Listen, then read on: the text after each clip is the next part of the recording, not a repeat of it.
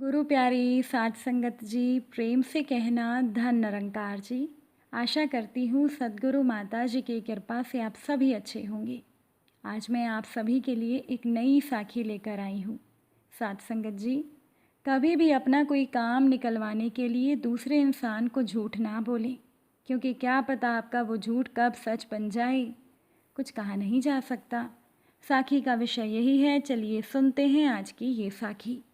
साध संगत जी, नीलेश और कामना की शादी को अभी 6 महीने हुए थे। कामना के ससुराल में पति और ससुर वो 3 ही लोग थे। नीलेश की नौकरी दिल्ली शहर में थी, इसी वजह से वो पत्नी के साथ अलग रहने लगा था। नीलेश ने अपने पिता को साथ रहने की बात की, लेकिन नीलेश के पिता दीनदयाल जी ने बेटे और बहू के साथ रहने से इनकार कर दिया। उन्होंने कहा कि मेरा मन मेरे शहर में लगता है, नए शहर में मेरा मन नहीं लगेगा। सब कुछ बहुत अच्छे से चल रहा था, लेकिन अचानक से नीलेश को अपनी कंपनी की तरफ से विदेश जाने का मौका मिला और नीलेश विदेश में 6 महीने रुकने वाला था। इसी बात से कामना बहुत परेशान हो गई। नीलेश ने कामना से कहा कि वो उसके पिता के साथ जाकर रह ले, क्योंकि उसके बिना कामना का मन नहीं लगने वाला था। लेकिन कामना अपने ससुराल में ना जाकर अपने मायके में आ गई और अब तो कामना नौकरी भी करने लगी थी। एक सुबह वो जल्दी से तैयार हो गई। उसकी माँ ने उसके लिए नाश्ता पहले से ही बना रखा था। नाश्ता खाने के बाद वो टिफ़िन लेकर ऑफिस के लिए निकल गई। दिन भर कामना अपने ऑफिस में काम करती रही और शाम को वो ऑफिस से निकलने ही वाली थी, तभी उसके पास उसके पति नीलेश का फ़ोन आया। कामना ने फ़ोन उठाया। फ़ोन उठाते ही नीलेश कहने लगा, सुनो कामना, मेरे पिताजी की तबीयत बहुत ख़राब है। उनके बैंक के खाते में तुम कुछ रुपए डाल दो, क्योंकि मेरे पिताजी ने कहा है उन्हें कुछ टेस्ट करवाने हैं। अब ये सुनकर कामना परेशान हो गई। वो कहने लगी कि मैं अभी पिताजी के बैंक के खाते में रुपए डाल देती हूँ, तुम चिंता ना करो। अब कामना ने पैसे तो बैंक के खाते में डाल दिए थे, लेकिन फिर भी उस बेचारे का मन नहीं माना, तो वो अपने ससुर जी को देखने के लिए ससुराल पहुंच गई, क्योंकि कामना का ससुराल और मायका एक ही शहर में था। साध संगत जी, जब नीलेश को विदेश जाने का मौका मिला था तो वो चाहता था कि कामना उसके पिता के साथ ही रहे, लेकिन दीनदयाल जी ने खुद ही बहू को साथ रखने से इनकार कर दिया था। कामना का भी मन था कि वो अपने ससुराल में ही रहे, लेकिन खुद दीनदयाल जी ने कह दिया था कि मुझे बहू के साथ नहीं रहना है, क्योंकि मेरी बेटी का ससुराल पास में ही है, वो मेरे पास आती रहती है, तो बेवजह मेरी बहू को परेशानी होगी। इसी वजह से कामना अपने मायके में रहने लगी थी। साध संगत जी, कामना जब अपने ससुर जी को देखने के लिए ससुराल पहुंची तो वहां पहुंचते ही वो वहाँ का नज़ारा देखकर हैरान हो गई, क्योंकि घर के आंगन में उसके ससुर जी अपने दोस्तों के साथ बैठकर पार्टी कर रहे थे।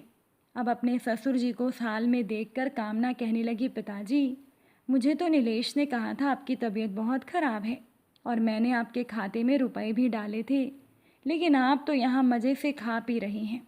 दीनदयाल जी गुस्से में कहने लगे, तो क्या हुआ?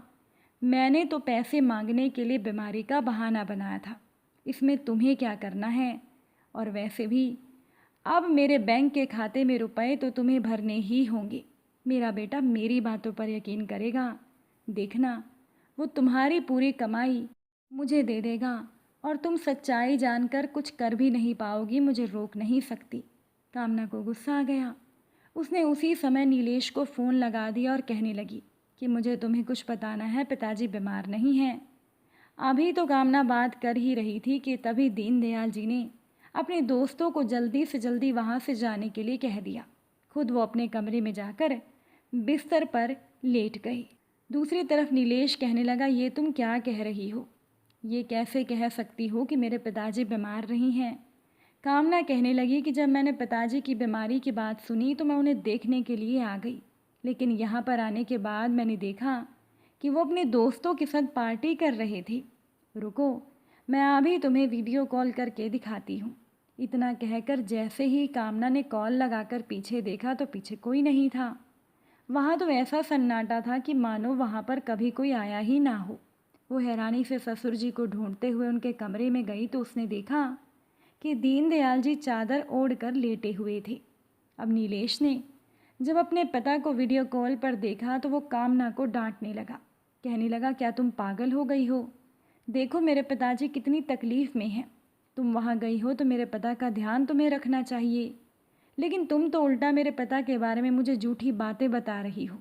इतना कहकर नीलेश ने फ़ोन रख दिया। फ़ोन कटते ही दीनदयाल जी उठकर बैठ गए और बोल पड़े कि मेरे लिए काढ़ा बना दो। देखो मेरी तबीयत कितनी ख़राब है। कामना गुस्से में बोलने लगी, पिताजी अब ये एक्टिंग बंद कीजिए। मैं छिपाकर आपकी कोई वीडियो नहीं बना रही जो आप झूठ बोल रही हैं। इतना कहकर कामना गुस्से में घर से बाहर निकल गई। आज अपने ससुर जी के ऐसे रूप को देखकर उसे बहुत बुरा लग रहा था। जब वो अपनी माँ के घर पे पहुंची तो उसने नीलेश को फ़ोन किया। नीलेश फिर उसे गुस्से में कहने लगा कि तुम अपनी कमाई मेरे पिता को नहीं देना चाहती हो, इसीलिए तुम मेरे पिता को झूठा बता रही थी ना। लेकिन मेरे पिताजी ने मुझे सब बता दिया है। तुम सीधे सीधे अपने खाते से रुपए मेरे पिता के खाते में ट्रांसफ़र कर दो, वरना मुझसे बुरा कोई नहीं होगा। कामना ने नीलेश को समझाने की बहुत कोशिश की, लेकिन नीलेश की आंखों पर पिता के प्यार की पट्टी बंधी थी। उस बेचारे को तो सच्चाई दिखाई ही नहीं दे रही थी। दूसरी तरफ हर महीने कामना की तनख्वाह में से पैसा हड़पने के लिए दीनदयाल जी बीमारी का बहाना बनाने लगे थे। कामना के पास तो रुपए टिकते ही नहीं थे। जैसे ही उसका वेतन आता, दीनदयाल जी अपनी बीमारी का बहाना बनाते, कुछ टेस्ट करवाने की बात कहते और नीलेश अपनी पत्नी से उसकी सारी कमाई पिता के खाते में ट्रांसफ़र करने के लिए कह देता था।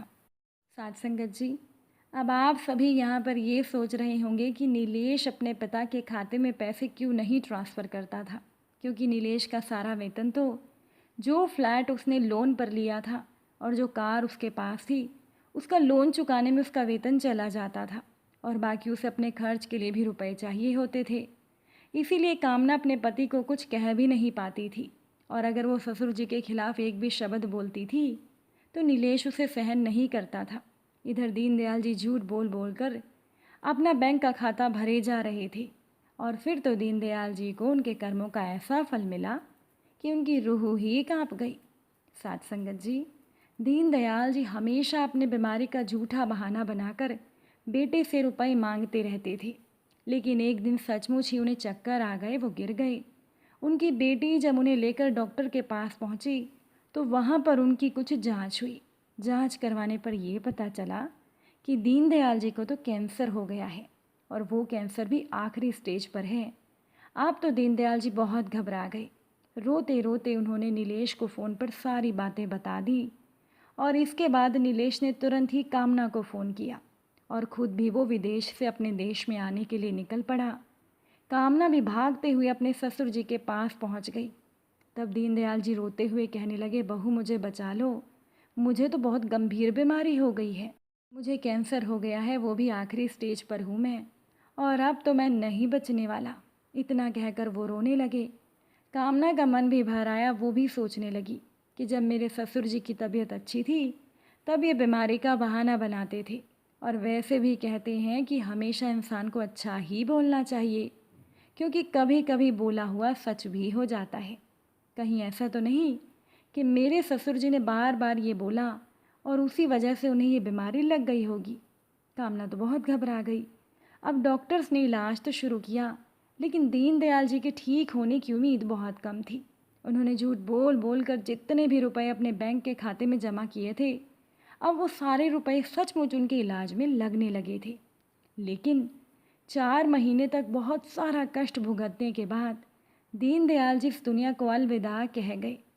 कोशिशों के बाद भी उन्हें बचाया नहीं जा सका, और इस घटना से कामना सन्नसी रह गई थी कि उसके ससुर जी ने चालाकी दिखाते हुए अपना बैंक खाता भरने की कोशिश की, लेकिन सचमुच उनकी बीमारी में उनके सारे रुपए लग गए और वो बच भी नहीं पाए। अब नीलेश को तो अंत तक ये पता नहीं चल पाया था कि उसके पिताजी बीमारी का झूठा नाटक करके वो रुपए जमा कर रहे थे। लेकिन जब दीनदयाल जी का अंतिम समय आया और वो अपने अकाउंट से रुपए निकाल निकाल कर अपने इलाज पर खर्च कर रहे थे, तब उन्होंने एक दिन पश्चाताप की अग्नि में जलते हुए अपने बेटे नीलेश को सब कुछ बता दिया था कि वो झूठी बीमारी का बहाना बनाकर बहू से और उससे खुद से पैसे मांगते रहते थे और कामना झूठी नहीं थी। नीलेश को ये सच्चाई जानकर बड़ा दुख हुआ, लेकिन फिर भी वो बेचारा यही चाहता था कि उसके पिताजी किसी भी तरह से ठीक हो जाएं। इसीलिए तो वो काम को बीच में छोड़कर पिता की देखभाल करने के लिए भी आ गया था। लेकिन अफसोस की बात ये कि दीनदयाल जी को बचाया नहीं जा सका था। साथ संगत जी, कुछ लोग जब तक पूरी तरह से ठीक होते हैं तो उन्हें लगता है कि वो अपनी बीमारी के बारे में झूठ बोलकर दूसरे लोगों से अपना काम आसानी से निकलवा लेंगे। लेकिन ऐसे लोग ये क्यों नहीं सोचते कि भगवान ना करे अगर उनका झूठ सच में बदल गया तो क्या होगा, उस दिन उनकी क्या हालत होगी, जैसा कि आज की इस साखी में दीनदयाल जी के साथ हुआ। दीनदयाल जी ने ढेरों झूठ बोले और अपनी बहू की मेहनत की कमाई अपने बैंक के खाते में भरवा ली। हालांकि कामना सच्चाई जानती थी, उस बेचारे का मन नहीं होता था कि वो अपनी मेहनत की कमाई को अपने ससुर जी के खाते में ट्रांसफ़र करे। लेकिन वो बेचारी भी क्या करती, अब पति की वजह से उसे ये सब करना पड़ा।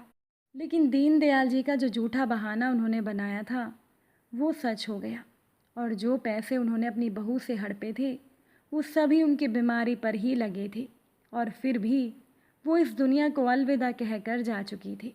साथ संगत जी, कभी भी इंसान को झूठ बोलकर किसी दूसरे इंसान से अपना काम नहीं निकलवाना चाहिए, क्योंकि भगवान तो सब देख रहा है। क्या पता कब आपका बोला हुआ कोई झूठ सच हो जाए, कुछ कहा नहीं जा सकता। अगर आज की ये साखी आपको अच्छी लगी हो, वीडियो को लाइक शेयर ज़रूर कीजिएगा। आप सभी से फिर मुलाकात होगी नई साखी के साथ। साथ संगत जी प्यार से कहना, धन निरंकार जी।